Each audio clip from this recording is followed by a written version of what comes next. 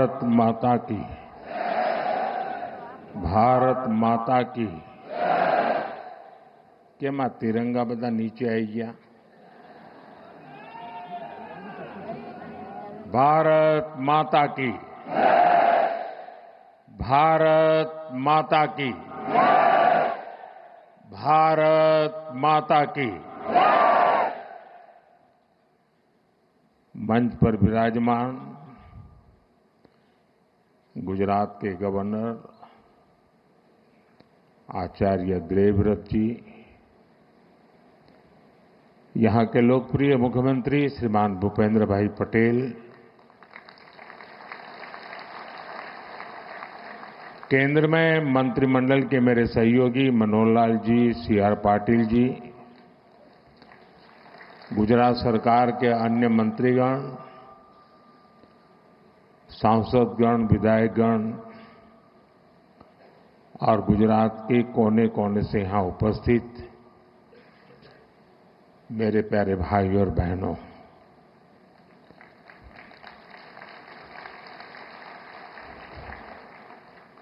मैं 2 दिन से गुजरात में हूं।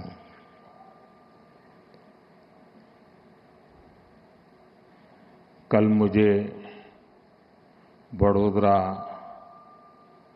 दाहोद, भूज, अहमदाबाद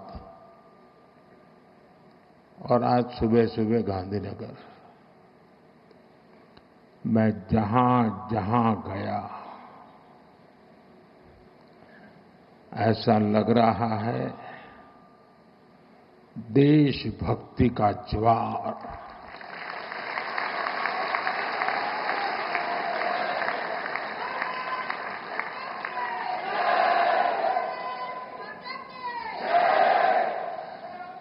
गर्जना करता सिंदूरिया सागर, सिंदूरिया सागर की गर्जना और लहराता तिरंगा जन मन के हृदय में मातृभूमि के प्रति अपार प्रेम, एक ऐसा नजारा था, एक ऐसा दृश्य था। और ये सिर्फ गुजरात में नहीं, हिंदुस्तान के कोने कोने में है।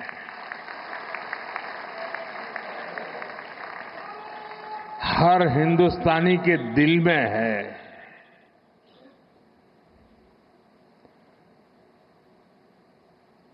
शरीर कितना ही स्वस्थ क्यों न हो, लेकिन अगर एक कांटा चुभता है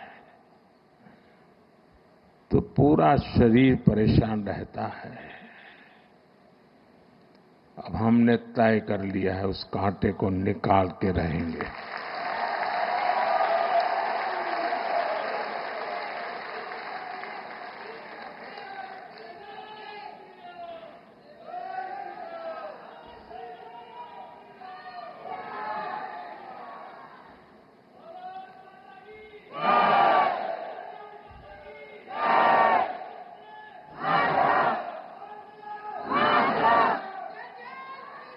साथियों, 1947 में जब मां भारती के टुकड़े हुए,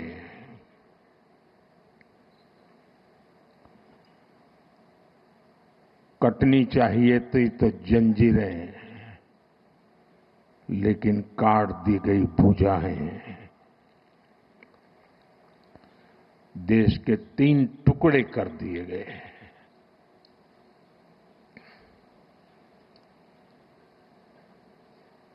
और उसी रात पहला आतंकवादी हमला कश्मीर की धरती पर हुआ।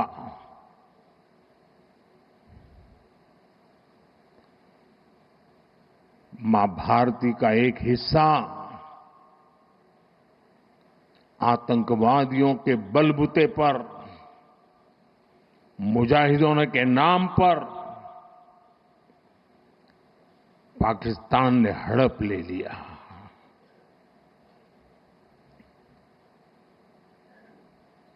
अगर उसी दिन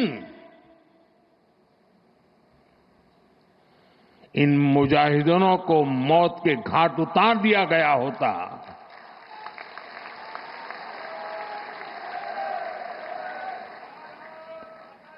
और सरदार पटेल की इच्छा थी कि पीओके वापस नहीं आता है तब तक सेना रुकनी नहीं चाहिए, लेकिन सरदार साहब की बात मानी नहीं गई और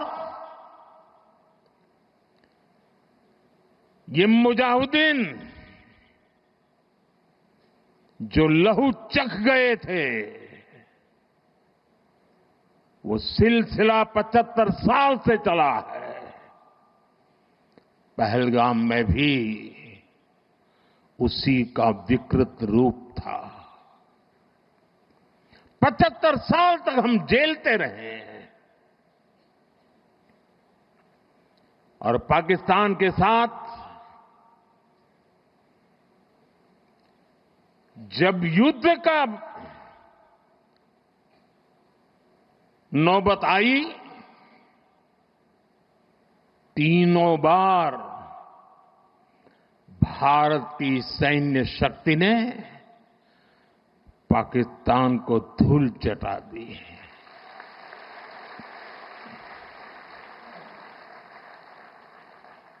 और पाकिस्तान समझ गया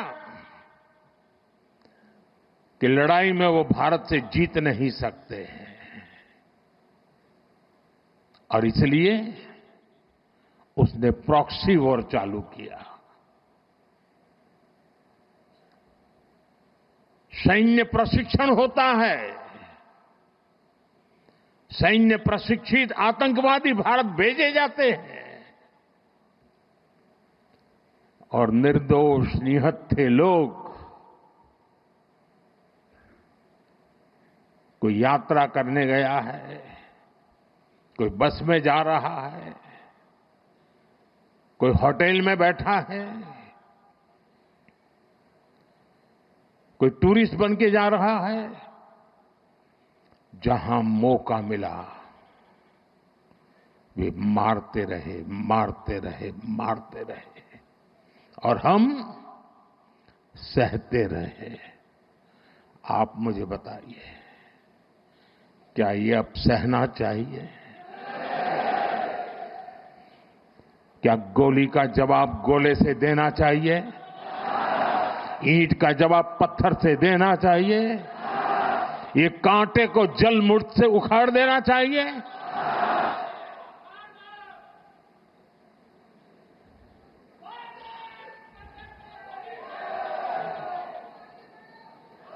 साथियों, ये देश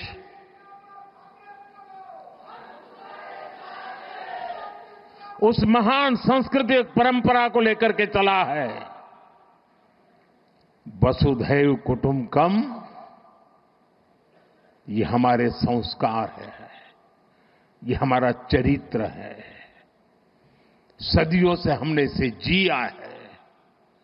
हम पूरे विश्व को एक परिवार मानते हैं।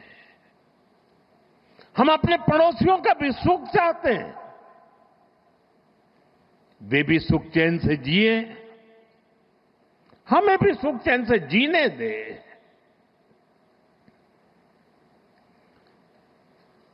ये हमारा हजारों साल से चिंतन रहा है।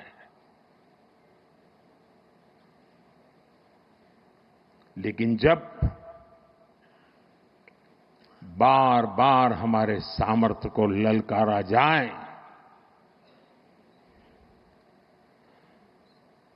तो ये देश वीरों की भी भूमि है।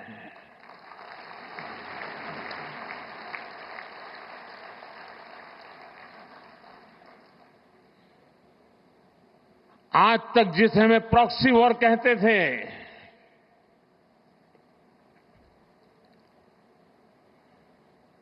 6 मई के बाद जो दृश्य देखे गए उसके बाद हम इसे प्रॉक्सी वॉर कहने की गलती नहीं कर सकते हैं। और इसका कारण है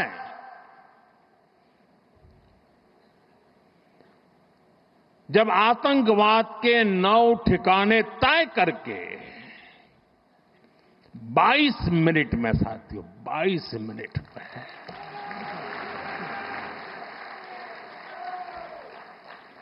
उनको ध्वस्त कर दिया। और इस बार तो सब कैमरा के सामने की सारी व्यवस्था रखी थी ताकि हमारे घर में कोई सबूत न मांगे। अब हमें सबूत नहीं देना पड़ रहा है, वो ऊपर वाला दे रहा है।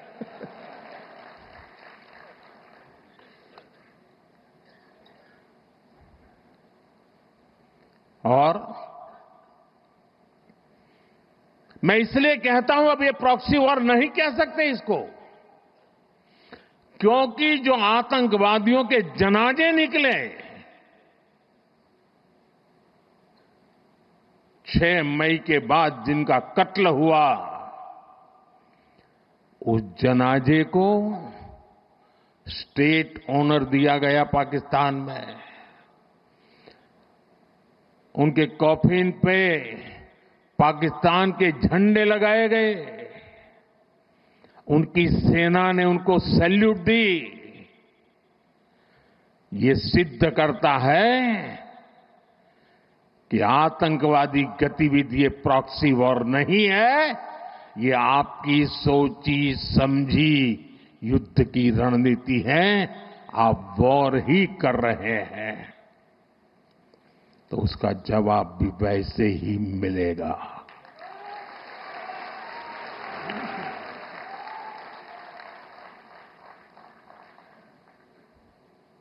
हम अपने काम में लगे थे, प्रगति के राह पर चले थे।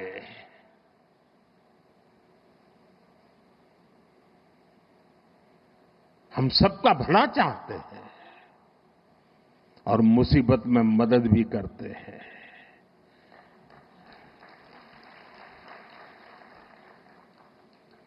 लेकिन बदले में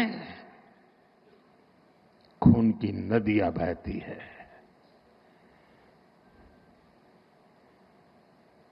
मैं नई पीढ़ी को कहना चाहता हूं,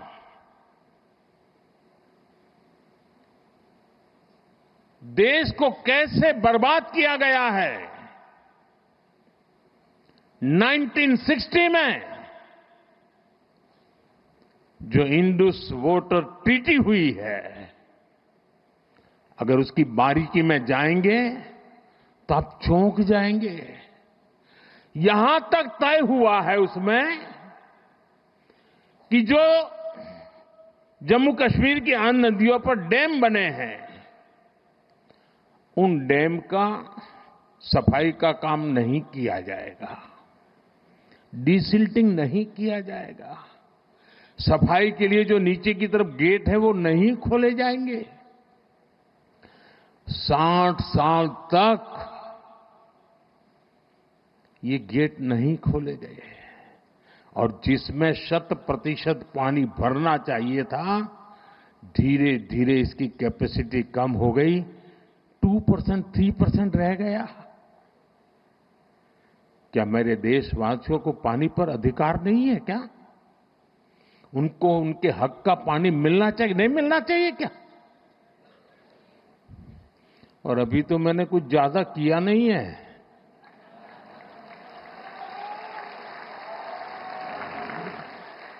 अभी तो हमने कहा है कि हमने इसको एबेंस में रखा है, वहां पसीना छूट रहा है। और हमने डैम थोड़े खोल करके सफाई शुरू की। जो कूड़ा कचरा था वो निकाल रहे हैं। इतने से वहां फ्लड आ जाता है। साथियों, हम किसी से दुश्मनी नहीं चाहते हैं। हम सुख चैन की जिंदगी जीना चाहते हैं। हम प्रगति भी इसलिए करना चाहते हैं कि विश्व की भलाई में हम भी कुछ योगदान कर सके।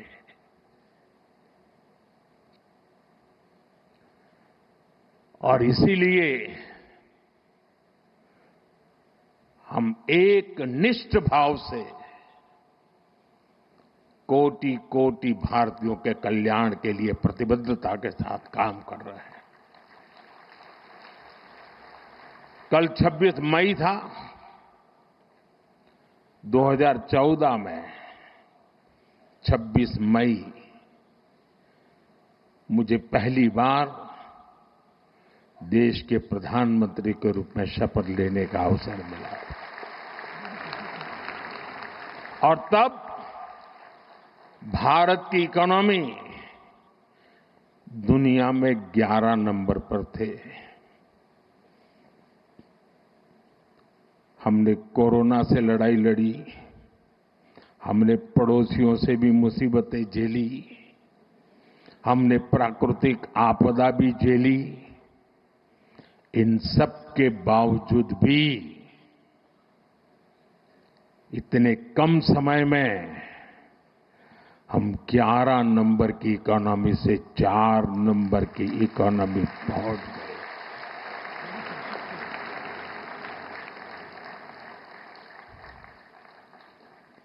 क्योंकि हमारा ये लक्ष्य है, हम विकास चाहते हैं, हम प्रगति चाहते हैं। और एक के बाद योजनाएं। और साथियों, मैं गुजरात का ऋणी हूं।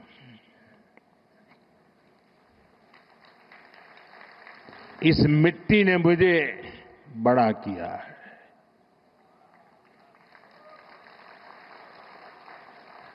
यहां से मुझे जो शिक्षा मिली, दीक्षा मिली, यहां से जो मैं आप सबके बीच रह करके सीख पाया, जो मंत्र आपने मुझे दिए, जो सपने आपने मेरे में संजोए,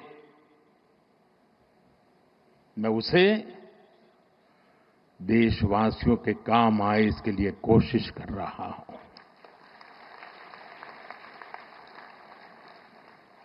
मुझे खुशी है कि आज गुजरात सरकार ने शहरी विकास वर्ष 2005 में इस कार्यक्रम को किया था, 20 वर्ष मनाने का। और मुझे खुशी इस बात की हुई कि 20 साल के शहरी विकास की यात्रा का जयगान करने का कार्यक्रम नहीं बनाया। गुजरात सरकार ने उन 20 वर्ष में से जो हमने पाया है, जो सीखा है, उसके आधार पर आने वाले शहरी विकास को नेक्स्ट जनरेशन के लिए उन्होंने उसका रोड मैप बनाया। और आज वो रोड मैप गुजरात के लोगों के सामने रखा है। मैं इसके लिए गुजरात सरकार को, मुख्यमंत्री जी को, उनकी टीम को हृदय से बहुत बहुत बधाई देता हूं। साथियों, हम आज दुनिया की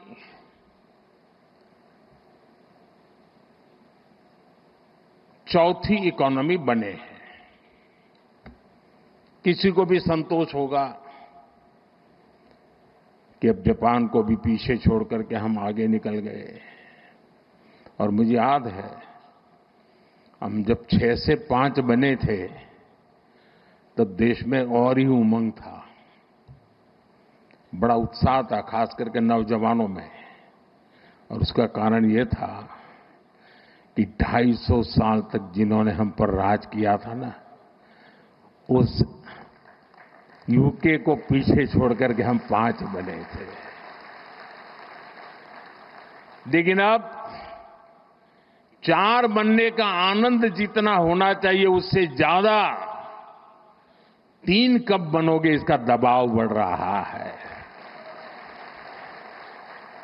अब देश इंतजार करने को तैयार नहीं है, और अगर कोई ने इंतजार करने के लिए कहा तो पीछे से नारा आता है, मोदी है तो मुमकिन है।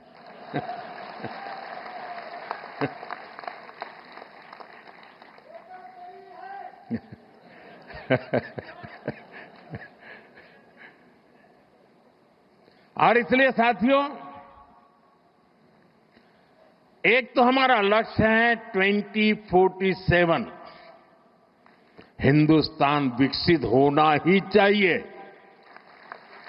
No compromise.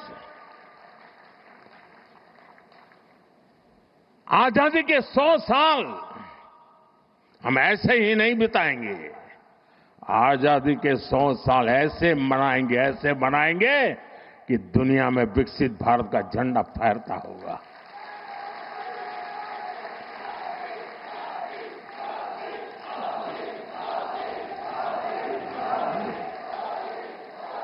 अब कल्पना कीजिए,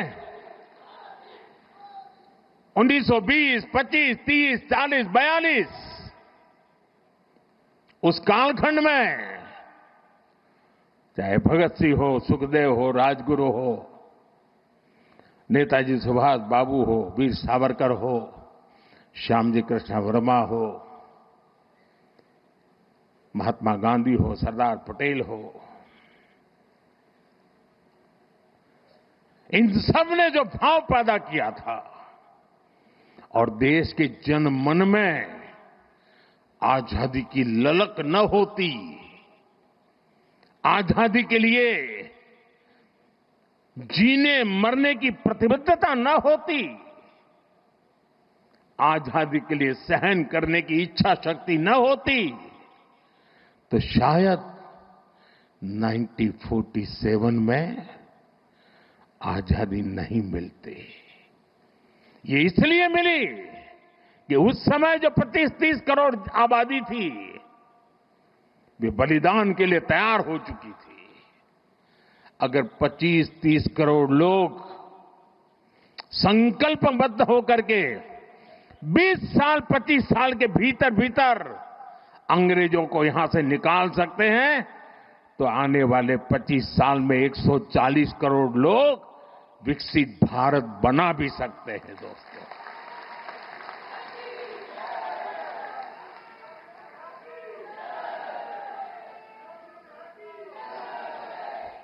और इसलिए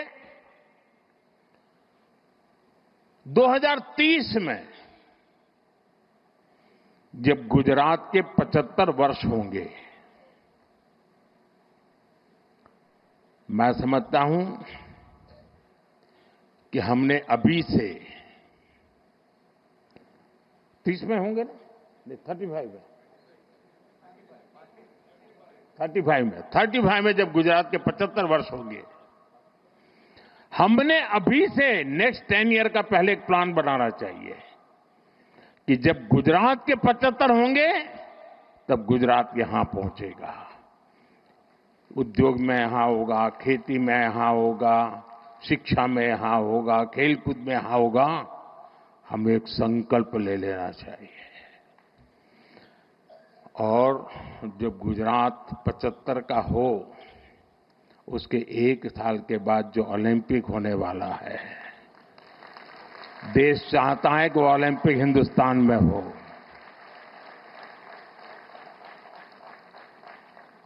और इसलिए साथियों, जिस प्रकार से हमारा ये एक लक्ष्य है कि हम जब गुजरात के 75 साल हो जाए, और आप देखिए जब गुजरात बना उस समय के अखबार निकाल दीजिए, उस समय की चर्चाएं निकालिए, क्या चर्चा होती थी कि गुजरात महाराष्ट्र से अलग होकर क्या करेगा, गुजरात के पास क्या है,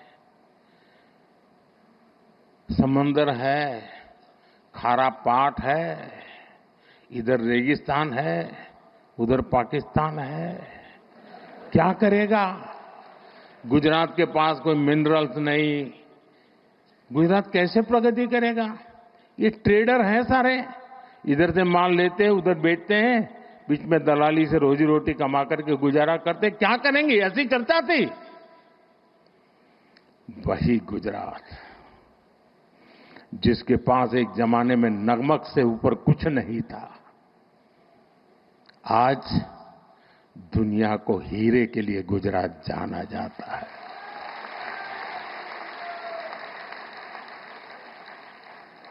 कहां नमक, कहां हीरे, ये यात्रा हमने काटी है। और इसके पीछे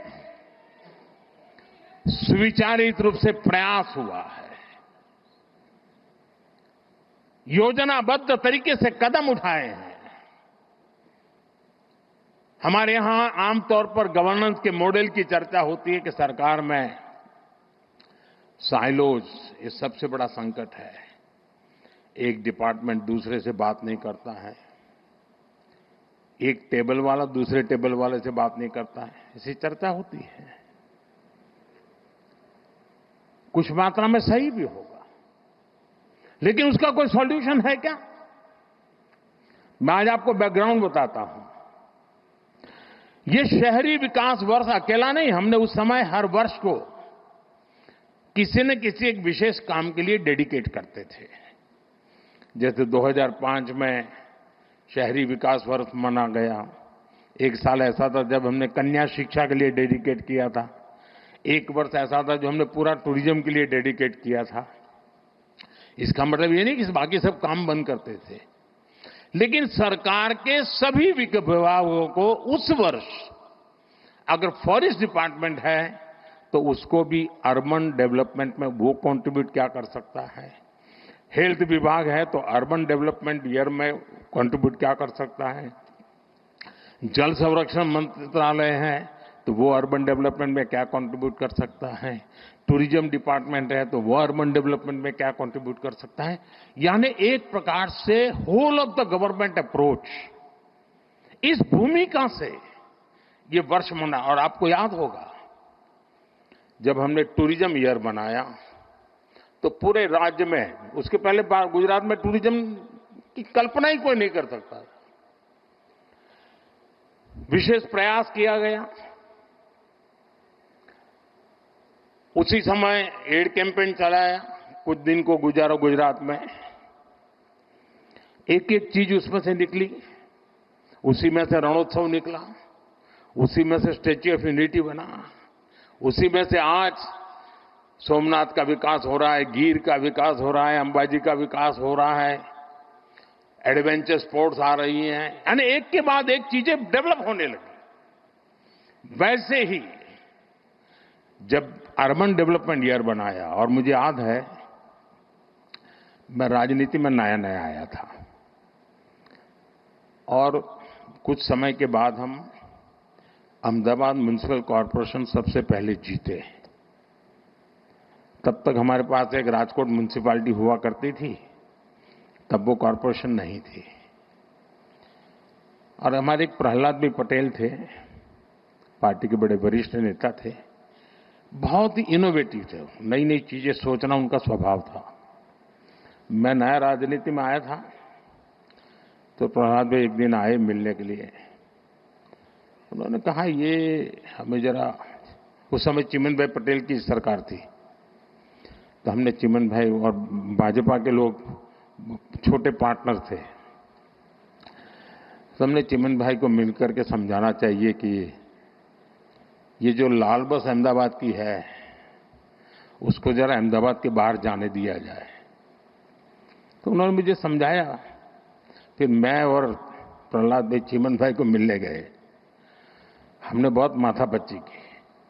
हमने कहा ये सोचने जैसा है कि ये लाल बस अहमदाबाद के बाहर गोरा, गुमा, लांभा, उधर नरोड़ा की तरफ आगे, देहगाम की तरफ, इधर कलोल की तरफ आगे, उधर साणंद की तरफ आगे, उसको जाने देना चाहिए, ट्रांसपोर्टेशन का विस्तार करना चाहिए। तो सरकार के जैसे सचिवों का स्वभाव रहता है, यहां बैठे हैं सारे, उस समय वाले तो रिटायर हो गए हैं, एक बार एक कांग्रेसी नेता को पूछा गया था कि देश की समस्याओं का समाधान करना है तो 2 वाक्य में बताइए। कांग्रेस के एक नेता ने जवाब दिया था, वो मुझे आज भी अच्छा लगता है। ये कोई 40 साल पहले की बात है। उन्होंने कहा देश में 2 चीजें होनी चाहिए। एक, पॉलिटिशियंस ना कहना सीखे और ब्यूरोक्रेट हाँ कहना सीखे। तो बोले सारी समझ होगा, पॉलिटिशियन किसी को ढा नहीं कहता और ब्यूरोक्रेट किसी को हाँ नहीं कहता। तो उस समय चिमन भाई के पास गए तो उन्होंने पूछा सबसे, हम दोबारा गए, तीसरी बार गए, नहीं एसटी को नुकसान हो जाएगा, एसटी को कमाई बंद हो जाएगी, एसटी बंद पड़ जाएगी, एसटी घाटे में चल रही है, लाल बस वहां नहीं भेज सकते। मगर बहुत दिन चला, 3-4 महीने तक हमारी माथापच्ची चली। खैर हमारा दबाव इतना था कि आखिर लाल बस को लांबा गोरा गुमा ऐसा एक्सटेंशन मिला। उसका परिणाम है कि अहमदाबाद का विस्तार तेजी से उधर साणंद की तरफ हुआ, इधर देहकाम की तरफ हुआ, उधर कलोल की तरफ हुआ, उधर महमदाबाद की तरफ हुआ। तो अहमदाबाद पर जो प्रेशर एकदम तेजी से बढ़ने वाला था, उसमें तेजी आए, बच गए। छोटी सी बात थी।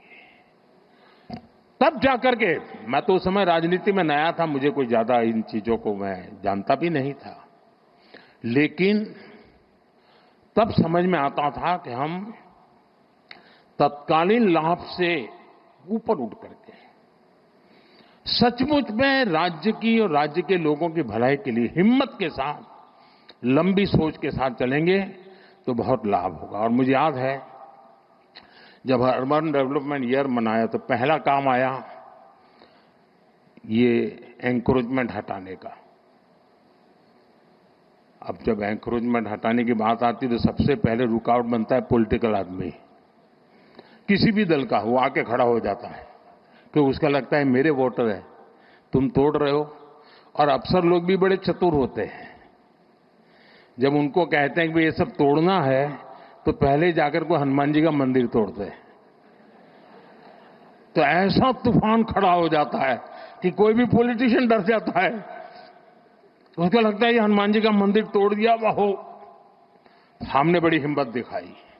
उस समय हमारे आईके शायद अर्बन मिनिस्टर थे, और उसका परिणाम ये आया कि रास्ते चौड़े होने लगे तो जिसका 2 फुट 4 फुट कटता था वो चिल्लाता था, लेकिन पूरा शहर खुश हो जाता था। इसमें एक स्थिति ऐसी बनी, बड़ी इंटरेस्टिंग है। अब मैंने तो 2005 अर्बन डेवलपमेंट ईयर घोषित कर दिया, उसके लिए कोई 80-90 पॉइंट निकाले थे, बड़े इंटरेस्टिंग पॉइंट है। तो पार्टी से ऐसे ही मेरी बात हुई थी कि भाई ऐसा एक अर्बन डेवलपमेंट ईयर होगा, जरा सफाई वगैरह के कामों में सबको जुड़ना पड़ेगा सब। लेकिन जब ये तोड़ना शुरू हुआ तो मेरी पार्टी के लोग आए, ये बड़ा सीक्रेट बता रहा हूं मैं। उन्होंने कहा साहब ये 2005 में तो अर्बन बॉडी की चुनाव है, हमारी हालत खराब हो जाएगी, ये सब चारों तरफ तोड़फोड़ चल रही है। मैंने कहा यार भाई ये तो मेरे ध्यान में नहीं रहा, और सचमुच में मेरे ध्यान में वो चुनाव था ही नहीं। अब मैंने कार्यक्रम बना दिया। अब साहब मेरा भी एक स्वभाव है,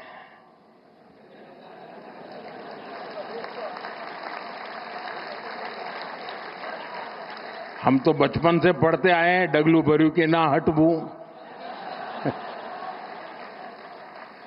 तो मैंने कहा देखिए भाई आपकी चिंता सही है, लेकिन अब पीछे नहीं हट सकते। अब तो ये अर्बन डेवलपमेंट ईयर ये होगा, हार जाएंगे चुनाव क्या है, जो भी होगा। हम किसी का बुरा करना नहीं चाहते, लेकिन गुजरात में शहरों का रूप रंग बदलना बहुत जरूरी है। साथियों हम लोग लगे रहे, काफी विरोध भी हुआ, काफी आंदोलन हुए, बहुत परेशानी हुई, यहां मीडिया वालों को भी बड़ा मजा आ गया कि मोदी अब शिकार आ गया हाथ में, तो वो भी बड़ी तुरी ताकत से लग गए थे। और उसके बाद जब चुनाव हुआ, देखिए मैं राजनेताओं को कहता हूं, मैं देश भर के राजनेता मुझे सुनते हैं तो देखना कहना था, अगर आपने सदनिष्ठा से ईमानदारी से लोगों की भलाई के लिए निर्णय करते हैं, तत्कालीन भले बुरा लगे लोग साथ चलते हैं। और उस समय जो चुनाव हुआ 90% विक्ट्री बीजेपी की हुई थी, 90%। यानी लोग जो मानते हैं कि जनता ये नहीं जाए, और मुझे याद है अभी ये जो यहां अटल ब्रिज बना है ना, तो मुझे ये साबरमती रिवर फ्रंट पे, तो पता नहीं क्यों मुझे उद्घाटन के लिए बुलाया था।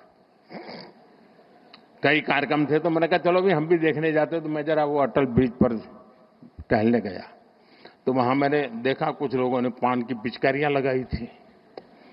अभी तो उद्घाटन होना था लेकिन कार्यक्रम हो गया था, तो मेरा दिमाग, मैंने कहा इस पर टिकट लगाओ। तो ये सारे लोग आ गए, साहब चुनाव है, उसके बाद चुनाव था, बोले टिकट नहीं लगा सकते। मैंने कहा टिकट लगाओ वरना ये तुम्हारा अटल ब्रिज बेकार हो जाएगा। फिर मैं दिल्ली गया, मैंने दूसरे दिन फोन करके पूछा, मैंने कहा क्या हुआ टिकट लगाने का? एक दिन भी बिना टिकट नहीं चलना चाहिए। साथियों, खैर मेरा मान सम्मान रखते हैं सब लोग, आखिरकार हमारे लोगों ने ब्रिज पर टिकट लगा दिया, आज टिकट भी हुआ, चुनाव भी जीते दोस्तों, और वो अटल ब्रिज चल रहा है। मैंने कांकरिया का पुनर्निर्माण का कार्यक्रम लिया, उसको टिकट लगाया, तो कांग्रेस ने बड़ा आंदोलन किया, कोर्ट में चले गए, लेकिन वो छोटा सा प्रयास पूरे कांकरिया को बचा के रखा हुआ है, और आज समाज का हर वर्ग बड़े सुख चैन से वहां जाता है। कभी कभी राजनेताओं को बहुत छोटी चीजें डर जाते हैं। समाज विरोधी नहीं होता है, उसको समझाना होता है, वो सहयोग करता है और अच्छे परिणाम भी मिलते हैं। देखिए शहरी विकास की एक एक चीज इतनी बारीकी से बनाई गई और उसी का परिणाम था। और मैं आपको बताता हूं, ये जो अब मुझ पर दबाव बढ़ने वाला है, और शुरू हो गया कि मोदी ठीक है 4 नंबर तो पहुंच गए, बताओ 3 कब पहुंचोगे? इसकी एक जड़ी बूटी आपके पास है। अब जो हमारे ग्रोथ सेंटर हैं वो अर्बन एरियाज हैं। हमें अर्बन बॉडीज को इकोनॉमी के ग्रोथ सेंटर बनाने का प्लान करना होगा। अपने आप जनसंख्या के कारण वृद्धि होती चले ऐसे शहर नहीं हो सकते हैं। शहर आर्थिक गतिविधि के तेज तर्रार केंद्र होने चाहिए। और अब तो हमने टियर 2, टियर 3 सिटी पे भी बल देना चाहिए और वो इकोनॉमी एक्टिविटी के सेंटर बनने चाहिए। और मैं तो पूरे देश की नगरपालिका, महानगरपालिका के लोगों को कहना चाहूंगा, अर्बन बॉडी से जुड़े हुए सब लोगों से कहना चाहूंगा कि वे टारगेट करें कि 1 साल में उस नगर की इकोनॉमी कहां से कहां पहुंचाएंगे, वहां की अर्थव्यवस्था का कद कैसे बढ़ाएंगे, वहां जो चीजें मैन्युफैक्चर हो रही हैं उसमें क्वालिटी इंप्रूव कैसे करेंगे, वहां नए नए इकोनॉमिक एक्टिविटी के रास्ते कौन से खोलेंगे। ज्यादातर मैंने देखा नगर पालिकाएं जो नई नई बनती है तो क्या करते हैं, एक बड़ा शॉपिंग सेंटर बना देते हैं। पॉलिटिशियनों को भी जरा सूट करता है, वो 30-40 दुकानें बना देंगी और 10 साल तक लेने वाला नहीं आता है। इतने से काम नहीं चलेगा। स्टडी करके और खास करके जो एग्रो प्रोडक्ट है, मैं तो टियर 2, टियर 3 सिटी के लिए कहूंगा, जो किसान पैदावार करता है उसका वैल्यू एडिशन ये इन नगर पालिकाओं में शुरू हो। आसपास से खेती की चीजें आए, उसमें से कुछ वैल्यू एडिशन हो, गांव का भी भला होगा, शहर का भी भला होगा। उसी प्रकार से आपने देखा होगा इन दिनों स्टार्टअप में भी आपको ध्यान में आया होगा कि पहले स्टार्टअप बड़े शहर के बड़े उद्योग घरानों के आसपास चलते थे। आज देश में करीब 2 लाख स्टार्टअप है और ज्यादातर टियर 2, टियर 3 सिटी में है। और इसमें भी गर्व की बात है कि उसमें काफी नेतृत्व हमारी बेटियों के पास है। बेटियों के पास है। स्टार्टअप की लीडरशिप बेटियों के हाथ में है। ये एक बहुत बड़ी क्रांति की संभावनाओं को जन्म देता है। और इसलिए मैं चाहूंगा कि अर्बन डेवलपमेंट ईयर के जब 20 साल मना रहे हैं और एक सफल प्रयोग को हम याद करके आगे की दिशा तय करते हैं, तब हम टियर 2, टियर 3 सिटी को भी बल दें। शिक्षा में भी टियर 2, टियर 3 सिटी काफी आगे रहा। इस तरह देख लीजिए, पहले एक जमाना था कि 10th और 12th के रिजल्ट आते थे तो जो नामी स्कूल्स रहते थे बड़े, उसी के बच्चे फर्स्ट 10 में होते थे। इन दिनों शहरों की बड़ी बड़ी स्कूलों का नामो निशान नहीं होता है। टियर 2, टियर 3 सिटी की स्कूल के बच्चे पहले 10 में आते हैं। देखा होगा आपने, गुजरात में भी यही हो रहा है। इसका मतलब यह हुआ कि हमारे छोटे शहरों के पोटेंशियल, उसकी ताकत बढ़ रही है। खेल का देखिए, पहले क्रिकेट देखिए आप। क्रिकेट तो हिंदुस्तान में हर गली मोहल्ले में खेला जाता है, लेकिन बड़े शहर के बड़े रहीशी परिवारों से ही खेलकूद क्रिकेट अटका हुआ था। आज सारे खिलाड़ी में से आधे से ज्यादा खिलाड़ी टियर 2, टियर 3 सिटी गांव के बच्चे हैं जो खेल में इंटरनेशनल खेल खेल करके कमाल करते हैं। यानी हम समझे कि हमारे शहरों में बहुत पोटेंशियल है। और जैसा मनोहर जी ने भी कहा और यहां वीडियो में भी दिखाया गया, ये हमारे लिए बहुत बड़ी अपॉर्चुनिटी है जी। 4 में से 3 नंबर की इकोनॉमी के पहुंचने के लिए हम हिंदुस्तान के शहरों की अर्थव्यवस्था पर अगर फोकस करेंगे तो हम बहुत तेजी से वहां भी पहुंच पाएंगे। साथियों, ये गवर्नेंस का एक मॉडल है। दुर्भाग्य से हमारे देश में एक ऐसे इकोसिस्टम ने जमीनों में अपनी जड़ें ऐसी जमाई हुई है कि इस भारत के सामर्थ्य को हमेशा नीचा दिखाने में लगी है। वैचारिक विरोध के कारण व्यवस्थाओं के विकास का अस्वीकार करने का उनका स्वभाव बन गया है। व्यक्ति के प्रति पसंद नापसंद के कारण उसके द्वारा की गई हर काम को बुरा बता देना एक फैशन का तरीका चल पड़ा है और उसके कारण देश की अच्छी चीजों का नुकसान हुआ है। ये गवर्नेंस का एक मॉडल है।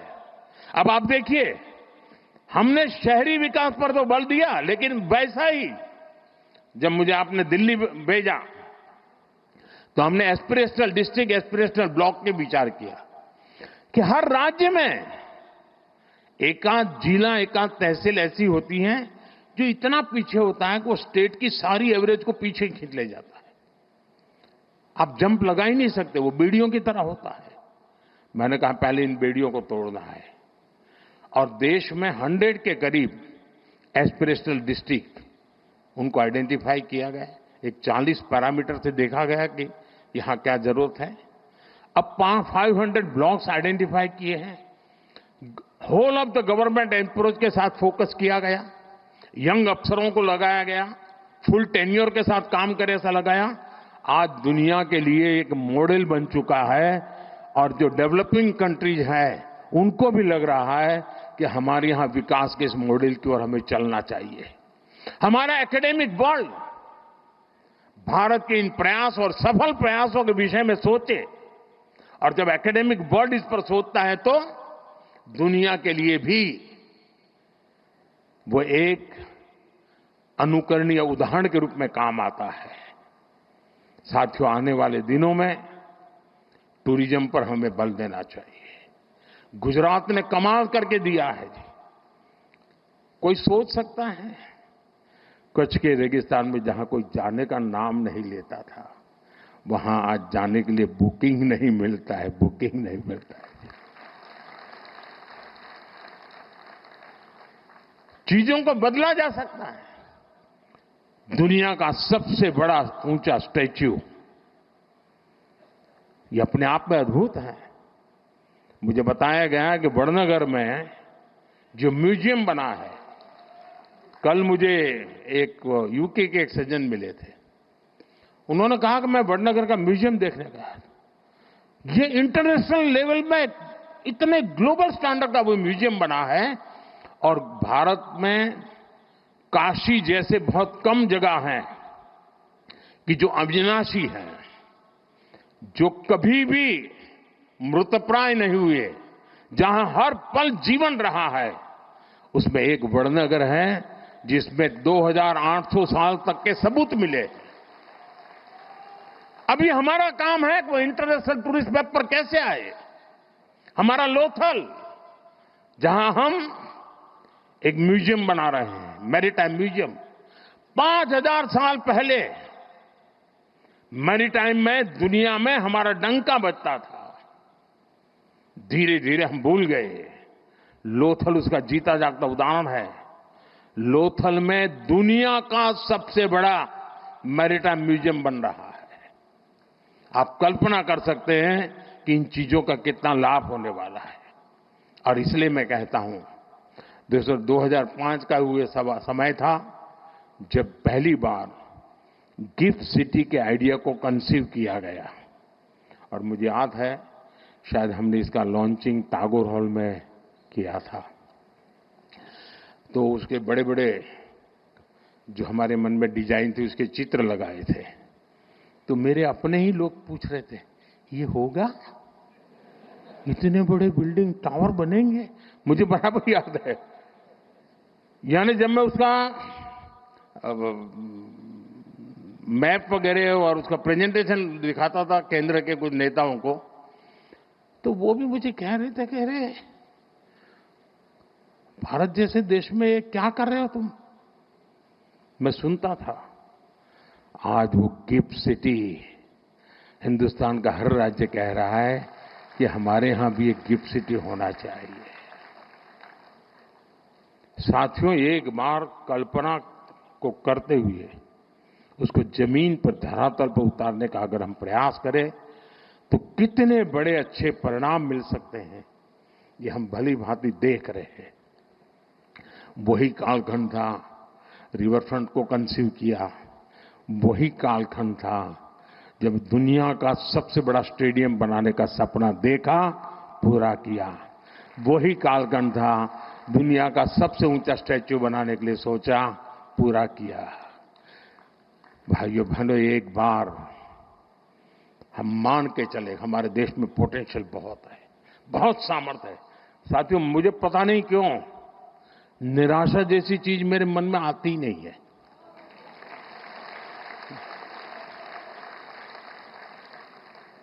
मैं इतना आशावादी हूं, और मैं सामर्थ्य को देख पाता हूं जी। मैं दीवारों के उस पार देख सकता हूं, मेरे देश के सामर्थ्य को देख सकता हूं, मेरे देशवासियों के सामर्थ्य को देख सकता हूं, और इसी के भरोसे हम बहुत बड़ा बदलाव ला सकते हैं। और इसलिए आज मैं गुजरात सरकार का बहुत आभारी हूं कि आप मुझे यहां आने का मौका दिया है। कुछ ऐसी पुरानी बातें आज ताजा करने का मौका मिल गया। लेकिन आप विश्वास करिए दोस्तों, गुजरात की बहुत बड़ी जिम्मेवारी है। हम देने वाले लोग हैं, हमें देश को हमेशा देना चाहिए, और हम इतनी ऊंचाई पर गुजरात ले जाएं, इतनी ऊंचाई पर ले जाएं कि देशवासियों के लिए गुजरात काम आना चाहिए। दोस्तों, इस महान परंपरा को हमें आगे बढ़ाना चाहिए। मुझे विश्वास है गुजरात एक नए सामर्थ्य के साथ, अनेकविध नई कल्पनाओं के साथ, अनेकविध नए इनिशिएटिव के साथ आगे बढ़ेगा। मुझे मालूम है मेरा भाषण शायद कितना लंबा हो गया होगा, पता नहीं क्या हुआ। लेकिन कल मीडिया में 2-3 चीजें आएगी, वो भी मैं बता देता हूं। मोदी ने अफसरों को डांटा, मोदी ने अफसरों की धुलाई की, वगैरह वगैरह वगैरह। खैर वो तो कभी कभी चटनी होती है ना, इतना ही समझ लेना चाहिए। लेकिन जो बाकी बातें मैंने याद की है उसको याद कर करके जाइए। और ये सिंदूर या मिजाज,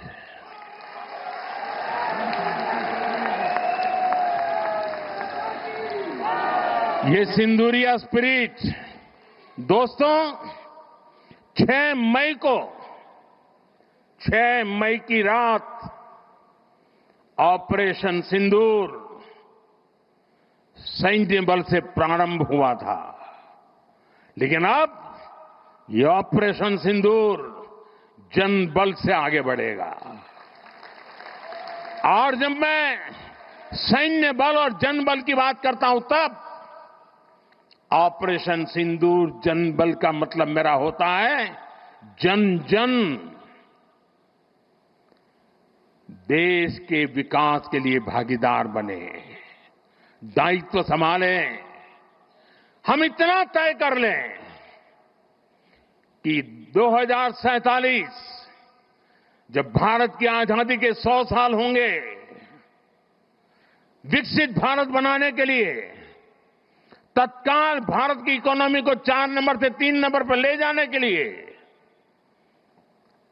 अब हम कोई विदेशी चीज का उपयोग नहीं करेंगे। हम गांव-गांव व्यापारियों को शपथ दिलवाएं, व्यापारियों का कितना ही मुनाफा क्यों ना हो, आप विदेशी माल नहीं बेचोगे। लेकिन दुर्भाग्य देखिए, गणेश जी भी विदेश से आ जाते हैं। छोटी आंख वाले गणेश जी आएंगे, गणेश जी की आंख भी नहीं खुल रही है। होली रंग छिड़कना है, बोले विदेशी। हमें पता था, आप भी अपने घर जाकर के सूची बनाना। सचमुच में ऑपरेशन सिंदूर के लिए एक नागरिक के नाते मुझे एक काम करना है। आप घर में जाकर सूची बनाइए कि आपके घर में 24 घंटे में सुबह से दूसरे दिन सुबह तक कितनी विदेशी चीजों का उपयोग होता है। आपको पता ही नहीं होता है। आप हेयर पिन भी विदेशी उपयोग कर लेते हैं, कंघा भी विदेशी होता है, दांत में लगाने वाली जो पिन होती है वो भी विदेशी घुस गई है, हमें मालूम तक नहीं है, पता ही नहीं है। दोस्तों, देश को अगर बचाना है, देश को बनाना है, देश को बढ़ाना है, तो ऑपरेशन सिंदूर ये सिर्फ सैनिकों के जिम्मे नहीं है। ऑपरेशन सिंदूर 140 करोड़ नागरिकों के जिम्मे है। देश सशक्त होना चाहिए, देश समर्थ होना चाहिए, देश का नागरिक सामर्थ्यवान होना चाहिए। और इसके लिए हमने vocal for local, 1 district 1 product, जो आपके पास है फेंक देने के लिए मैं नहीं कह रहा हूं, लेकिन आप नया नहीं लेंगे। और शायद 1-2% चीजें ऐसी हैं जो शायद आपको बाहर के लेनी पड़े, जो हमारे यहां उपलब्ध ना हो। बाकी आज हिंदुस्तान में ऐसा कुछ नहीं। आपने देखा होगा, आज से पहले 25 साल 30 साल पहले विदेश से कोई आता था तो लोग लिस्ट भेजते थे कि ये ले आना, ये ले आना। आज विदेश से आते हैं, वो पूछते हैं कि कुछ लाना है, तो यहां वाले के नहीं, यहां सब है, मत लाओ, सब कुछ है। हमें अपनी ब्रांड पे गर्व होना चाहिए, मेड इन इंडिया पर गर्व होना चाहिए। ऑपरेशन सिंदूर सैन्य बल से नहीं, जनबल से जीतना है दोस्तों। और जनबल आता है मातृभूमि की मिट्टी में पैदा हुई हर पैदावार से आता है। इस मिट्टी की जिसमें सुगंध हो, इस देश के नागरिक के पसीने की जिसमें सुगंध हो, उन चीजों का मैं इस्तेमाल करूंगा। अगर मैं ऑपरेशन सिंदूर को जन जन तक, घर घर तक लेके जाता हूं, आप देखिए हिंदुस्तान को 2047 के पहले विकसित राष्ट्र बना के रहेंगे और अपनी आंखों के सामने देख के जाएंगे। दोस्तों, इसी एक अपेक्षा के साथ मेरे साथ पूरी ताकत से बोलिए, भारत माता की, भारत माता की, भारत माता की। जरा तिरंगे ऊपर लहराने चाहिए। भारत माता की जय, भारत माता की जय, भारत माता की जय, वंदे वंदे वंदे वंदे वंदे वंदे वंदे वंदे वंदे वंदे वंदे वंदे। धन्यवाद जी। माननीय प्रधानमंत्री या जी, बोला। आपके प्रेरणादायी संबोधन, आपकी गरिमामय उपस्थिति।